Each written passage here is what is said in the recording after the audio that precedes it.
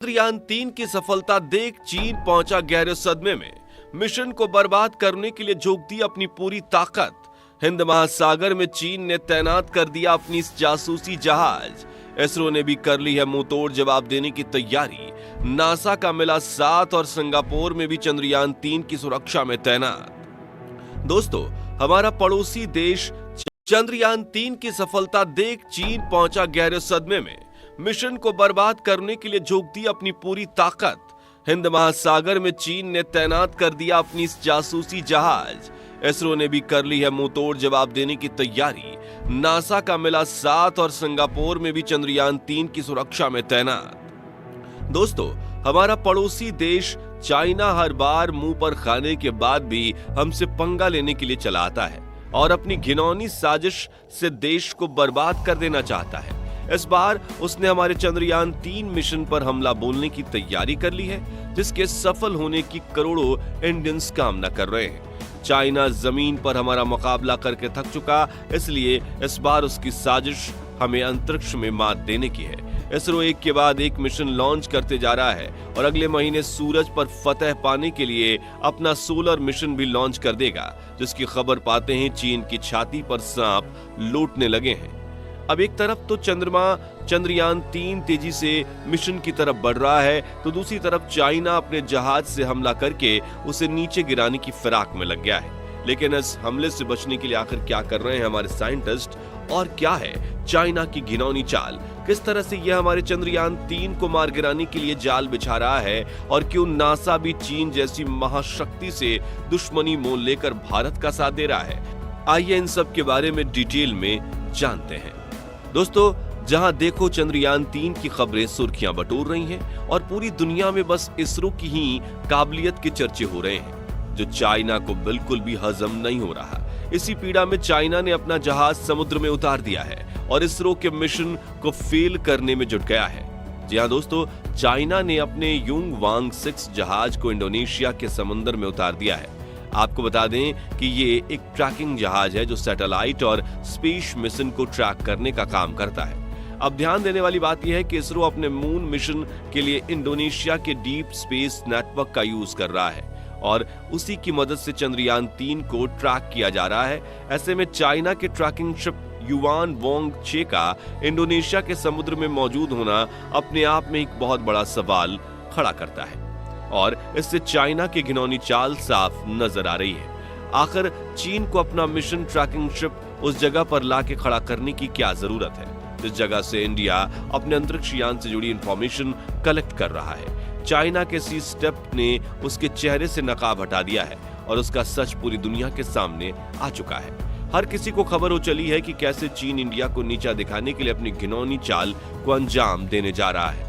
दोस्तों, जब भारत अपने चंद्रयान-3 को मून की सतह पर लैंडिंग कराने जा रहा होगा, तब ये जहाज भारत के और करीब आ सकता है और हमारे मिशन को बर्बाद कर सकता है, क्योंकि सैटेलाइट को आसानी से ट्रैक कर लेता है, या यूं कहें तो ये सूंघ के बता सकता है कि इस समय किस देश का कौन सा सैटेलाइट कहां मौजूद है और वो कितनी गति से चक्कर लगा रहा है, ये किस समय पृथ्वी से सबसे नजदीक होने वाला है। ऐसे में चंद्रयान-3 को ट्रैक करके उसे बर्बाद करना इसके बाएं हाथ का खेल है।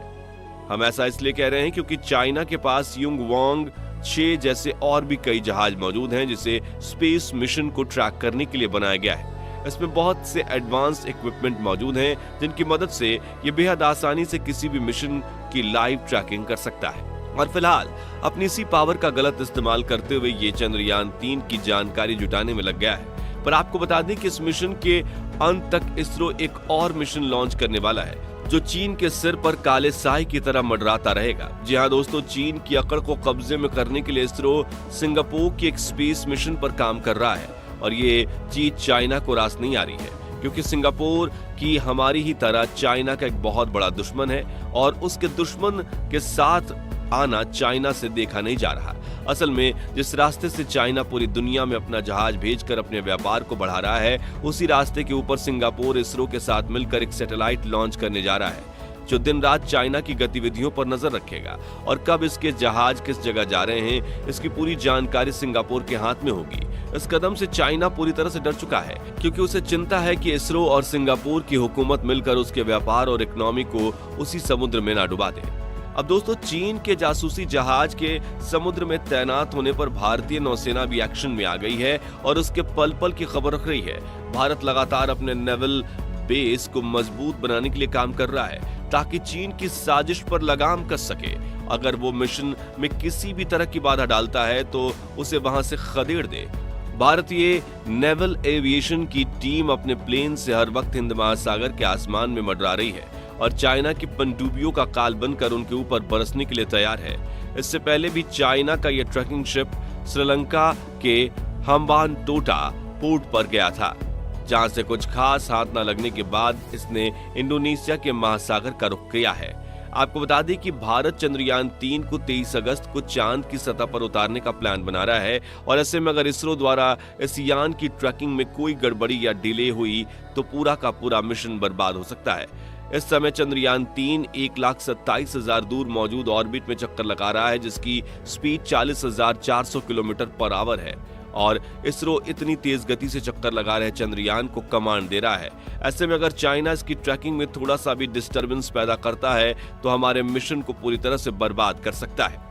लेकिन इसी संकट के बीच स्वीडन और इटली की ट्रैकिंग एजेंसीज ने एक ऐसी तस्वीर शेयर की जो आपके चेहरे पर स्माइल ला देगी। जी हां दोस्तों, इन एजेंसीज ने चंद्रयान 3 को ट्रैक करके उसकी खूबसूरत तस्वीर शेयर की है, जो हमारे लिए बेहद खास है और हमारे मिशन को सफलता की तरफ बढ़ते हुए महसूस करा सकती है। आपको बता दें कि चंद्रयान 3 के प्रोपल्शन मॉड्यूल में एक ऐसा ट्रांसमीटर लगा है जिसका इंडियन डीप स्पेस नेटवर्क यानी कि IDSN से सीधा संपर्क है। जब ये प्रोपल्शन मॉड्यूल चांद के करीब पहुंचेगा तब लैंडर से अलग हो जाएगा। इसके बाद लैंडर चंद्रमा की सतह पर उतरेगा और उसमें से रोवर निकलकर रिसर्च काम को अंजाम देने लगेगा। अब रोवर जो भी इंफॉर्मेशन लैंडर को भेजेगा वो सीधे डीप स्पेस नेटवर्क से कनेक्ट हो जाएगी।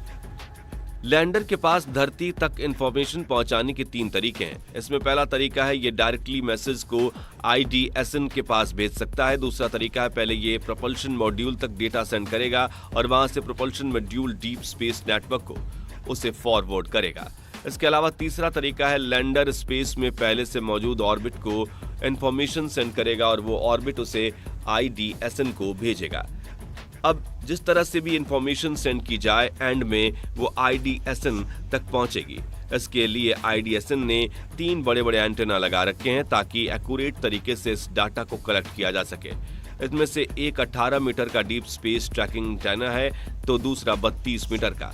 इसके अलावा तीसरा एंटेना 11 मीटर का है जो टर्मिनल ट्रैकिंग का काम करता है। लेकिन चीन की तरफ से बढ़ते खतरे को देखते हुए इस समय चंद्रयान 3 को भारत के स्पेस नेटवर्क से नहीं बल्कि दुनिया भर की एजेंसीज के ट्रैकिंग स्पेस से ट्रैक किया जा रहा है, जिसमें नासा भी भारत की मदद के लिए कूद पड़ा है। ऐसे में यह कहना गलत नहीं होगा कि लाख कोशिशों के बावजूद एक बार फिर चाइना को मुंह की खानी पड़ेगी और अपने गलत इरादे अपने बस्ते में डालकर उसे वापस लौटना पड़ेगा।